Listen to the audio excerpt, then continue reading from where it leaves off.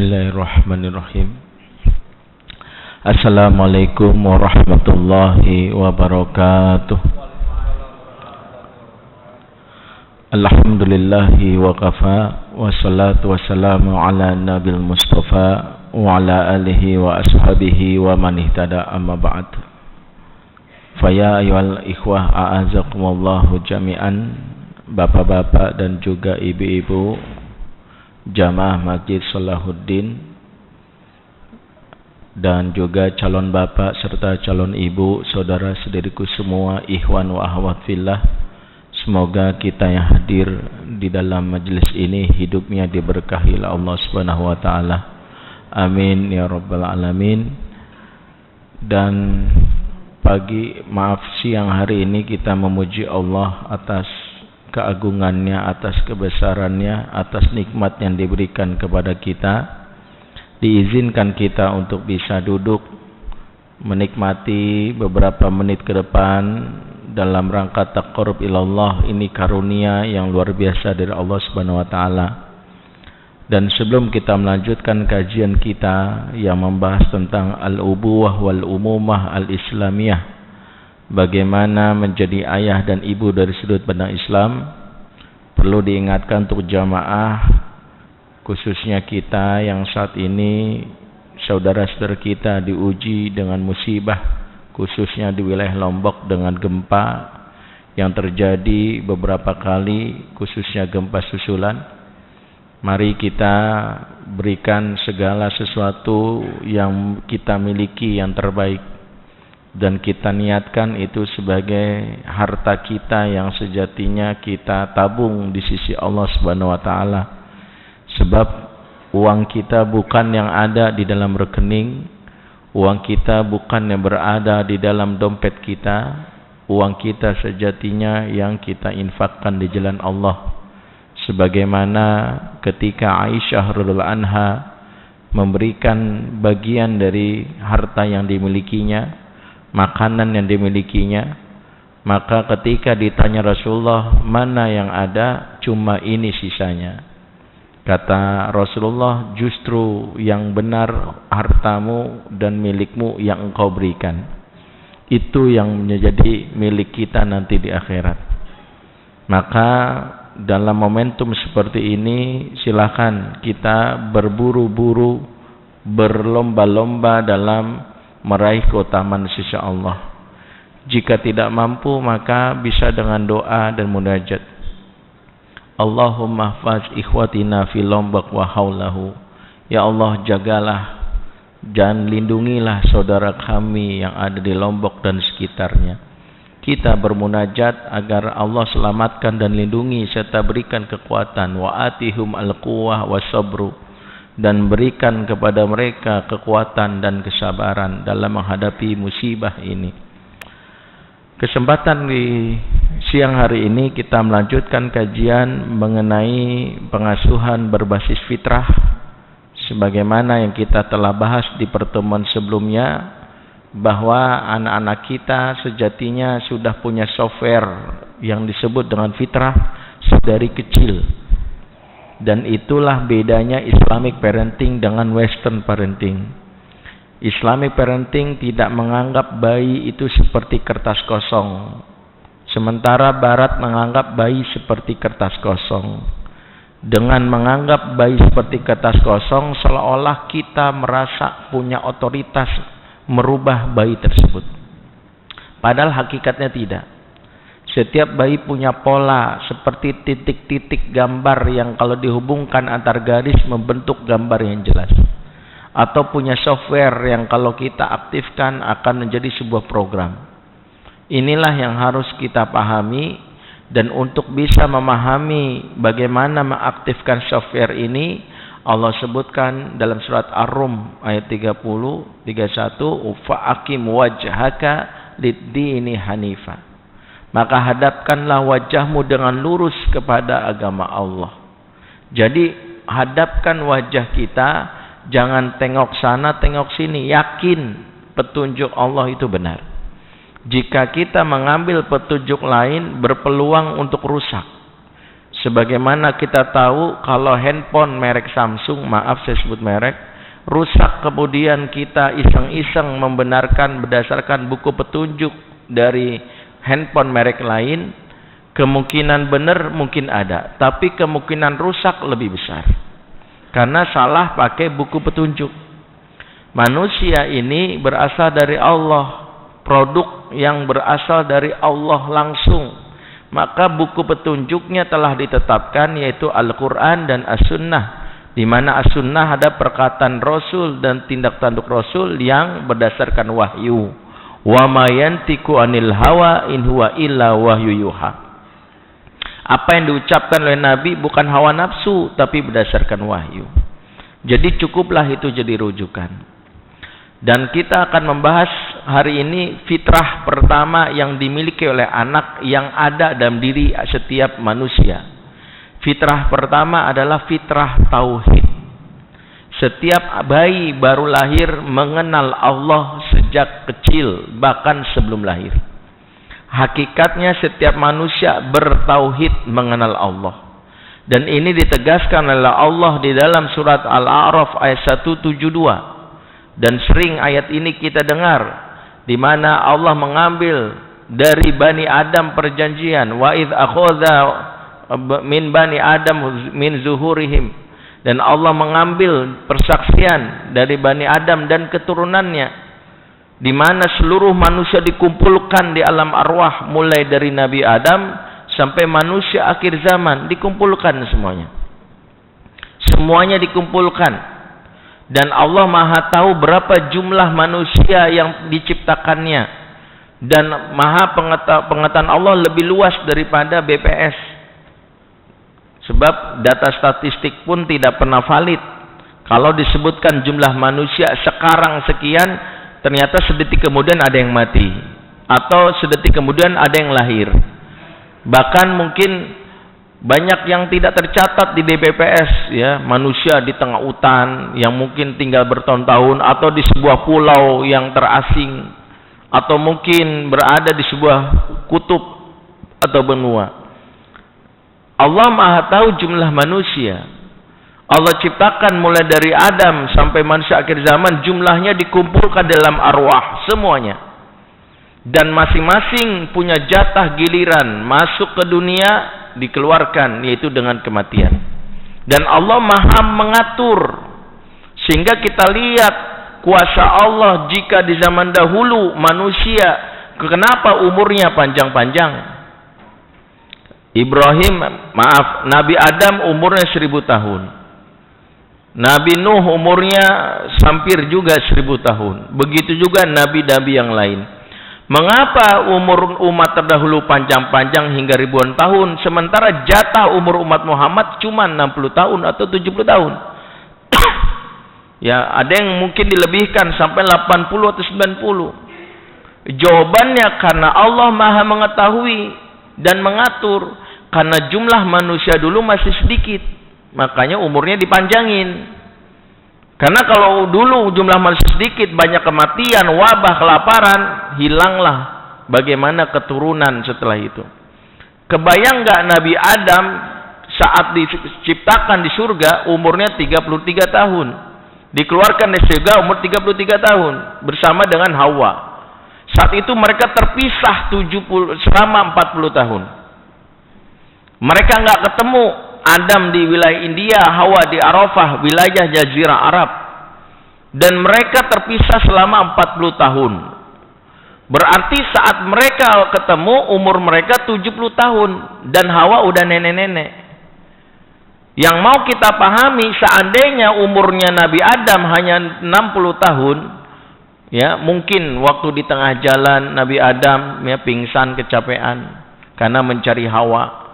Atau mungkin demam tinggi, atau Hawa mungkin menanti Adam berada di Bukit Rahmah selama puluhan tahun. Kok bisa hidup? Padahal Hawa bukan wanita karir, nggak bisnis online. Kenapa? Karena Allah jaga. Sebab kalau salah satu di antara mereka mati, umurnya nggak nyampe misalnya 100 tahun, tidak ada manusia. Makanya dijaga. Dijaga oleh Allah, wajib mereka ketemu. Udah nggak mungkin Adam nyasar.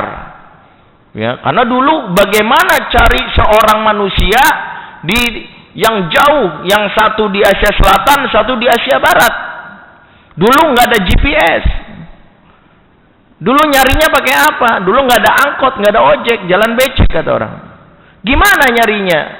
Keyakinan dengan doa, Rabbana zalamna anfusana wa illam taghfir lana wa tarhamna lanakunanna minal khasirin. Cari, dapat. Setelah diampuni, ditemukan. Bertemulah di Bukit Rahmah atau yang dikenal dengan Jabal Rahmah. Mereka bersua di sana. Dan Allah Maha mengatur waktu bertemu. Umurnya Adam dan Hawa sudah puluhan tahun. Sudah 70-an tahun. Hawa 70 tahun, nenek-nenek. Nenek-nenek di umur tersebut menopause. Maka logikanya kalau pakai manusia nggak mungkin hamil. Dokter akan mengatakan, "Mah Bu, kalau ibu hamil bakalan sungsang bayinya. Kalau umur ibu 60 tahun aja hamil, bakalan ibu meninggal." Tapi ternyata Allah takdirkan yang namanya Hawa hamil, wajib hamil. Kalau enggak, dari mana kita lahir? Maka Allah menentukan kuasanya. Setelah hamil pun ternyata bayinya memiliki dua jenis, laki dan perempuan, laki dan perempuan. Ada orang Pak, ya, bertahun-tahun menikah, anaknya laki-laki semua, atau ada yang perempuan semua. Tapi khusus Adam dan Hawa wajib punya laki dan perempuan. Kenapa? Karena akan dari anak-anak mereka akan terjadi yang namanya pernikahan. Dan Allah atur yang boleh menikah adalah yang tidak sekembar. Jadi yang sekembar haram. Jadi syariatnya yang beda dari kembarannya. Dan itu diatur, yang hamil kembar laki perempuan, laki perempuan. Nggak kebayang kalau ternyata yang lahir laki-laki semua. Terus nikahnya sama siapa? Ya, masa besanan sama iblis? Kan nggak mungkin. Atau sisanya perempuan semua? Nggak mungkin. Allah atur. Saya sampaikan ini di awal, inilah keyakinan seorang muslim. Jangan merasa resah dengan kehidupan karena sudah diatur. Allah sudah atur, tugas kita adalah mengikuti aturannya. Allah sudah ngatur, kita nggak mau diatur, wajar, akhirnya ngelantur. Jadi kita harus sadar, Allah sudah atur, akan ada dari anak kita, akan ada jodoh kita pasti. Yang jomblo nggak usah, ya, pakai yang hal-hal yang haram untuk mendapatkan. Kalau dia jodoh kita, insya Allah ketemu. Adam dan Hawa aja bisa ketemu. Satu di India, satu di Arab. Kalau beda negara aja namanya jodoh bisa ketemu, apalagi satu kantor. Ya, satu divisi pula. Ya, satu ketua, satu sekretaris. Ini maksain, selingkuh. Itu tandanya maksain jodoh. Yang kalau nggak Allah bilang nggak jodoh, nggak bakalan jodoh. Adam aja dan Hawa ketemu kok. Bismillah, modalnya yakin. Nah, kembali di alam arwah, setiap manusia dikumpulkan dan diminta persaksiannya. Dan inilah software pertama manusia ditanamkan di dalam diri mereka. Di chips tauhidnya ditanamkan. Allah berkata, "Alastu birabbikum?" Apakah aku ini Tuhanmu? Kata Allah.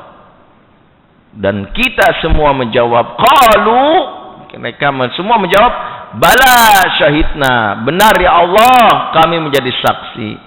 Maka kita sadar dari ayat ini, tidak ada satupun manusia yang tidak bertauhid. Semuanya. Barack Obama dulu Muslim, bertauhid. Siapa lagi? Ya, Cristiano Ronaldo dulu bertauhid, Muslim. Ya, Lionel Messi dulu Muslim. Song Joong Ki, Lee Min Ho, tuh mak-mak tahu. Dulu Muslim, bertauhid. Ya, siapa lagi? Sahrukan, Serokan, apa? Semuanya dulu Muslim. Dulu semua yang kita kenal di dalam, ya, kancah dunia ini dulunya Muslim. Berarti apa? Telah ditanam di dalam jiwa seorang anak itu adalah fitrah tauhid oleh siapa? Oleh Allah. Maka tugas orang tua adalah, karena setiap bayi itu sudah mengenal Allah, tugasnya adalah menumbuhkan, bukan nanam lagi. Sebab kita nggak perlu menanam tauhid karena sudah ditanam oleh Allah. Tugas kita menumbuhkan benih-benih keimanan, benih-benih tauhid, agar anak-anak kita semakin kuat mengenal Allah. Sebab benih kalau tidak ditumbuhkan, tidak dirawat, kemungkinan besar mati. Jadi mohon maaf jika ada anak yang dulunya muslim, udah gedenya ateis, udah gedenya Kristen, udah gedenya Yahudi. Siapa yang dituduh Allah? Siapa yang dituduh Rasulullah? Fa'abawahu, orang tuanya yang menyimpangkannya, yuhawwidanihi au yunassiranihi au yumajjisanihi, yang menyimpangkannya menjadi Yahudi, Nasrani atau Majusi. Berarti PR orang tua jangan sampai gagal menumbuhkan tauhid. Karena itulah di dalam Islam ketika bayi baru lahir, organ yang paling aktif adalah pendengaran. Sebagaimana firman Allah dalam surat An-Nahl ayat 78, wallahu akhrajakum min butuni ummahatikum la ta'lamuna syai'a. Allah keluarkan kamu dari perut ibumu dan keadaan tidak tahu apa-apa. Awalnya nggak tahu apa-apa. Wa ja'alakumus sam'a, dan Allah menjadikan pendengaran. Berarti pendengaran dulu yang beraktif. Wal absar, setelah itu baru penglihatan. Wal afidah, baru setelah itu emosi atau hati. La'allakum tashkurun. Pendengaran itu awal-awal aktif, khususnya saat bayi baru ditiup ruhnya ke dalam perut, ya, ke dalam perut seorang ibu yang lagi hamil. Berarti umur 4 bulan dia sudah mengaktif pendengarannya. Tugas orang tua mengenalkan Allah. Makanya kenapa saat dia baru lahir disunahkan diazankan, ya, Allahu Akbar di telinga kanan. Ya, walaupun ada ulama yang tidak sepakat dengan mendoifkan hadisnya, tapi ulama yang mensahihkan juga banyak. Ibnu Qayyim al-Jauziyah dalam kitab Tuhfah banyak menukil pendapat ulama-ulama sezamannya yang mengatakan mengazankan bayi itu adalah sunnah. Kenapa? Karena bayi pada saat baru lahir harus mendengar pertama kali asma Allah, supaya antara software dengan hardware kompatibel, cocok dan mudah. Makanya kenapa saya mah nggak sepakat, Ustadz. Bagi saya azan itu bid'ah. Ya udah, kalau menganggap mengazankan bayi itu bid'ah, minimal ngomong kalimat yang baik saat bayi baru lahir. Ini mentang-mentang bilang azan itu bid'ah, bayi baru lahir, yiha, yes. Akhirnya gitu. Bukannya nyebut Allah, harusnya kan alhamdulillah, Allahu Akbar. Apapun boleh, yang penting nama Allah dulu. La ilaha illallah, Allah boleh. Jadi apapun boleh, yang jelas Allah yang didengarkan di telinga. Agar anak pertama kali nama Allah itu yang direkam, jangan nama yang lain. Ini baru lahir langsung bilang papa, nama papanya duluan direkam. Ini baru lahir langsung bilang yes, Persija. Jackmania, calon, ya, pengganti bintang Pamungkas. Ya, yang disebutin itu, the new Cristiano Ronaldo. Jangan kita justru ini baru lahir langsung nyebutin 2019 ganti presiden, nggak pas. 2019 tetap Jokowi, nggak pas. Yang berhak kita lakukan cuma satu, nyebut nama Allah. Makanya jangan kenalin politik di awal-awal sama bayi. Ini bayi mentang-mentang bapaknya punya gerakan dari kecil, nggak boleh, ya. Maaf nih, agak sensitif kok ngomong ini, ya. Habis ini saya diciduk kan, ya. Inti dari materi ini adalah tauhid, mengenalkan Allah di awal. Makanya kalau kita lihat anak-anak yang menyimpang fitrah tauhidnya, kemudian tidak kagum sama Allah, karena sejak awal pertama kita tidak mensosialisasikan Allah di awal-awal kelahiran. Yang kedua, kenapa? Karena ternyata anak ditumbuhkanlah kekaguman kepada selain Allah secara berlebihan. Awal mula cinta tauhid itu bermula dari al-hub, rasa cinta. Dan cinta bermula dari rasa kagum. Dan rasa kagum itu kalau sejak kecil ditumbuhkan kepada selain Allah, sangat wajar dia tidak sangat wajar akhirnya software tauhidnya rusak.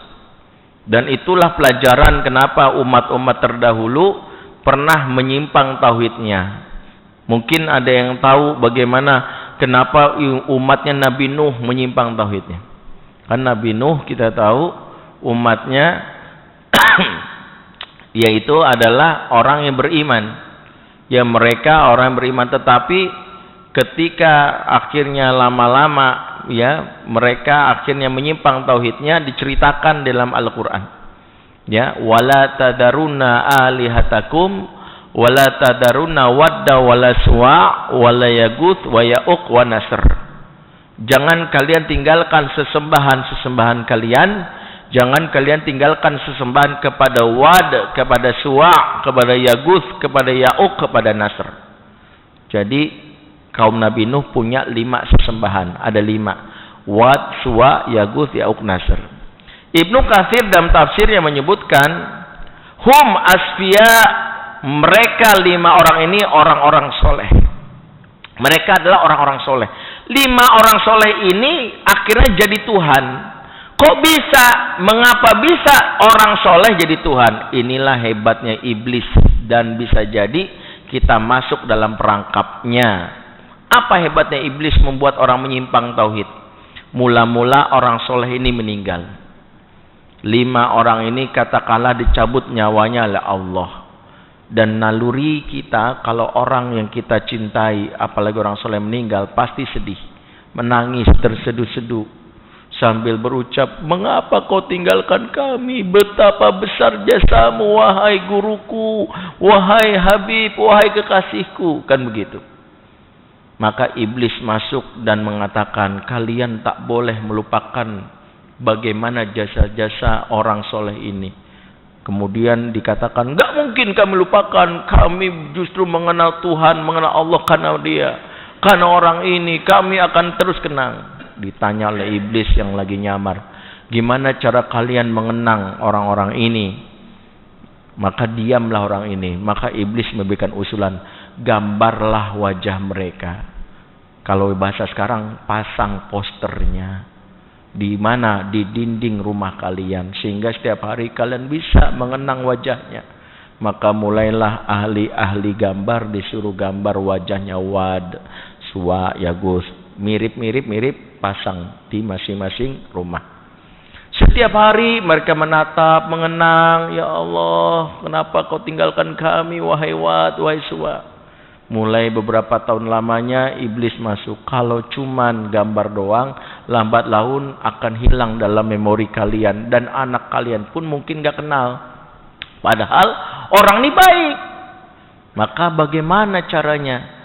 Mulailah bikin yang lebih bagus, 3 dimensi. Kalau gambar susah, bikin patungnya. Bikinlah akhirnya patung yang mirip dengan gambarnya orang soleh ini.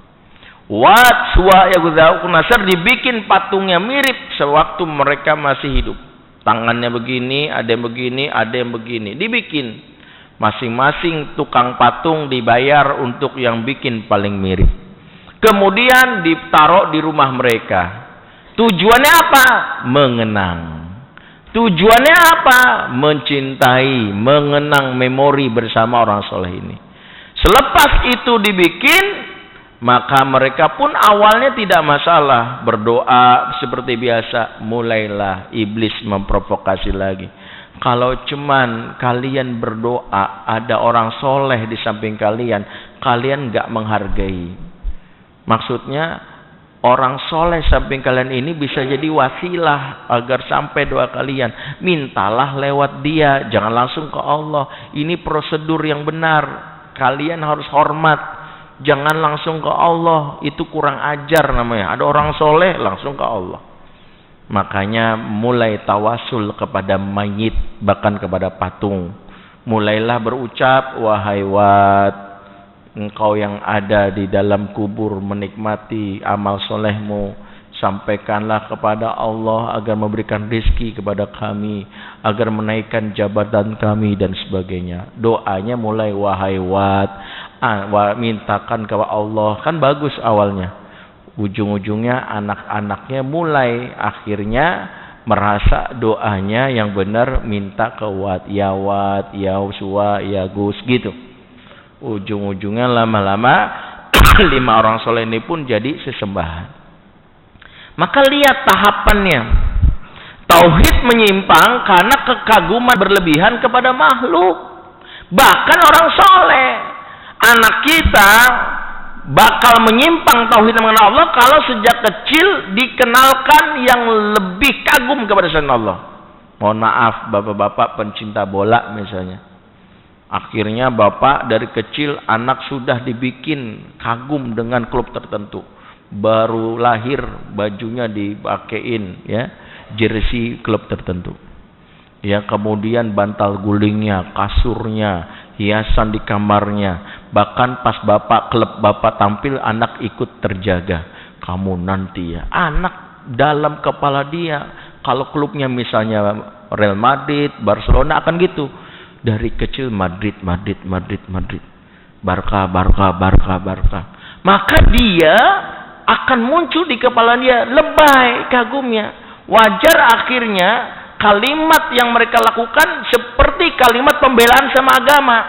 Pembelaan kepada klub bola bisa lebih fanatik daripada pembelaan kepada agama. Hidup dan mati untuk ini, hidup dan mati untuk Persija misalnya, untuk Viking, hidup dan mati untuk Persebaya, banyak.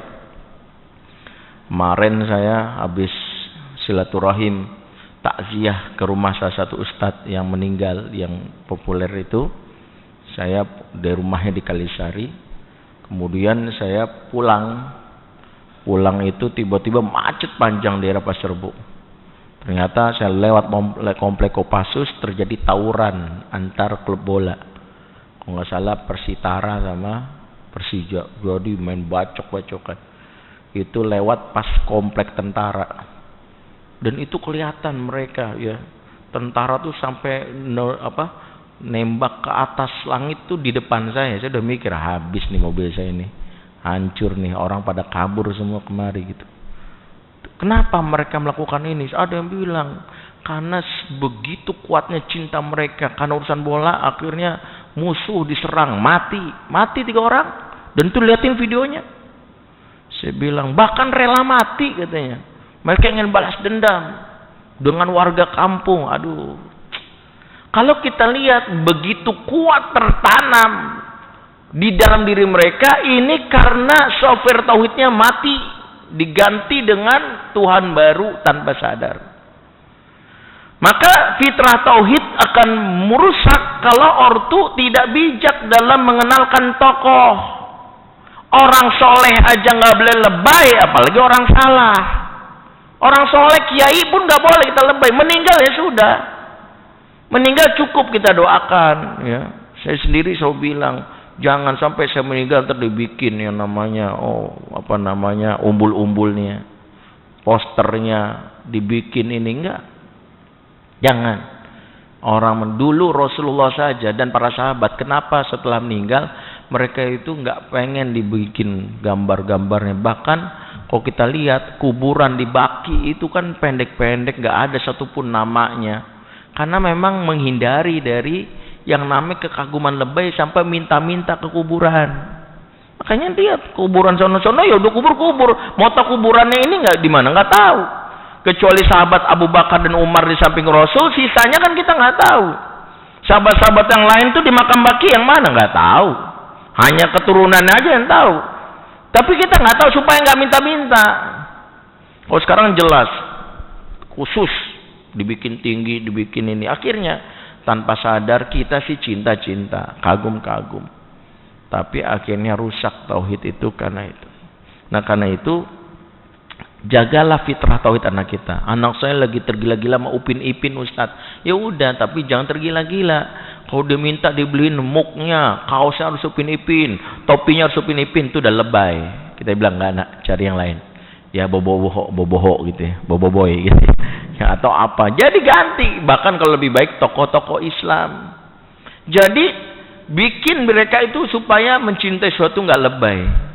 Sebab mencintai yang lebay itu hanya boleh kepada Allah, kepada Rasulullah. Itu doang. Kalau yang lain nggak boleh lebay. Ya, bahkan kepada Rasulullah aja nggak boleh lebay. Hanya pada Allah. Begitu Rasul mati saja, pernah Umar berucap, Yang bilang Rasul mati, lihat hadapan sama Umar, bacok nih, bacok kata Umar.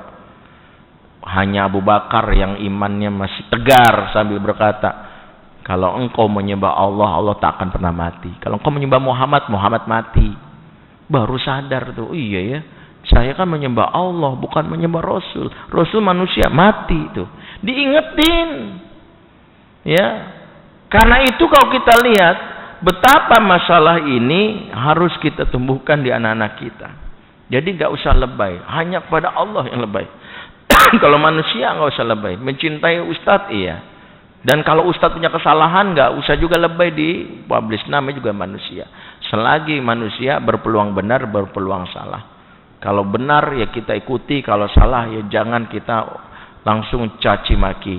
Insya Allah kalau ustadz dan ulama yang namanya kesalahannya akan terhapus oleh kebaikannya, akan terhapus dengan kebaikannya. Sebab insya Allah kalau orang soleh atau ulama ya, jika keburukannya itu ibarat najis, maka kebaikannya ibarat samudra, lebih dari 2 kullah untuk menghapus najis yang ada dalam dirinya. Karena itulah kenapa ikhwatal iman, dalam konteks ini saya sering ingatkan fitrah, yang kenapa fitrah itu rusak seringkali karena kesalahan kita. Karena itu ingatkan diri supaya jangan sampai mengenalkan selain Allah kepada anak kita. Bahkan kadang-kadang kita ngenalin Allah tapi momennya salah. Maksudnya salah gimana? Kita ngenalin Allah di saat justru lagi dalam keadaan tidak baik. Karena sebagian orang tua kalau lagi marah baru nyebut Allahnya kenceng. Ya, lagi kesel sama anak, Masya Allah, Astagfirullah, Ya Allah, Ya Allah tuh. Ya, kalau lagi kesel tuh anak tahu, kalau Allah disebut pasti ada sapu yang melayang. Pasti ada piring terbang nih, tabok nih, Allah maha galak. Jadi taunya Allah tuh maha galak, maha keras. Karena bapaknya nyebut Allah kalau pas gampar doang. Tapi sebutlah nama Allah saat memberi hadiah. Nah, nih hadiah. Ya Allah dari papa ya, bukan dari Allah. Sehingga anak tahu yang baik-baik harusnya berasal dari mana? Dari Allah. Pertama kali anak harus tahu Allah dan sifat Rahman dan Rahimnya. Taib, kita akan lanjutkan bulan depan dengan fitrah yang berikutnya, agar kita bisa mendidik anak kita berdasarkan fitrah yang telah ditanam di dalam diri anak-anak kita. Aqulu qouli hadza fastaghfirullah li wa lakum, subhanakallahumma wa bihamdik, asyhadu an la ilaha illa anta astaghfiruka wa atubu ilaik. Wassalamualaikum warahmatullahi wabarakatuh.